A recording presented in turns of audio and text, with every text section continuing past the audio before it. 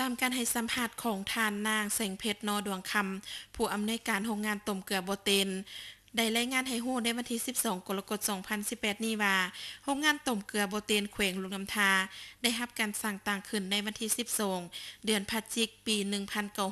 1974มาถึงปัจจุบันสามารถผลิตเกลือได้3ตันต่อมือ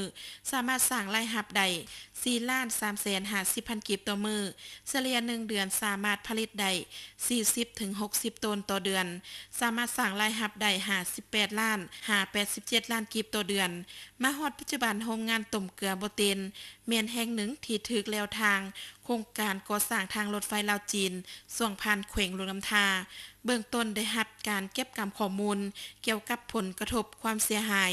ของโรงงานจากคณะกรรมการไกล่เกลี่ยแก้ไขผลกระทบโครงการสร้างทางรถไฟลาวจีนทางโรงงานต้มเกลือโบเตนพร้อมที่จะให้ความร่วมมือกับโครงการทางรถไฟลาวจีนซึ่งโรงงานต้มเกลือได้สั่งรวมผลกระทบที่จะได้ยกย้ายโรงงานห่างจากโรงงานเก่าขึ้นไปถึงประมาณ500เมตรโดยเสนอให้ทางโครงการทางรถไฟลาวจีนชดเชยที่ดินตั้งโรงงานแห่งใหม่พร้อมทางดึงตะข่ายไฟฟ้านำประปาให้ประชาชนใช้ปกติคือเก่า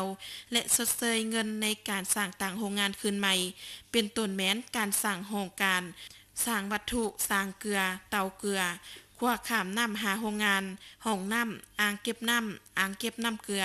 รวมมูลค่า4ตึกกว่ากีบท่านคำวันไซรอวันไซห้องอำนวยการโรงงานต้มเกลือโบเตนให้ฮู้อีกว่าโรงงานต้มเกลือแห่งนี้เมื่อได้รับการยกย้ายสำเร็จแล้วทางโรงงานจะได้ปรับปรุงรูปแบบการผลิตให้ทันสมัยและจำนวนการผลิตให้มีปริมาณเพิ่มขึ้นหลายกว่าเก่าเป็นต้นแม่นขยายเตาเกลือจาก32เตาเพิ่มขึ้นเป็น52เตาหันเปลี่ยนจากการใช้ฟืนดังไฟต้มเกลือมาเป็นการใช้ถ่านหินทดแทนที่อำนวยความสะดวกสบายให้แก่การผลิตที่ว่องไวทั้งปริมาณและคุณภาพที่ดีบริการรับใช้สังคมให้เพียงพอและมีการขยายตัวขึ้นไปเรื่อยๆ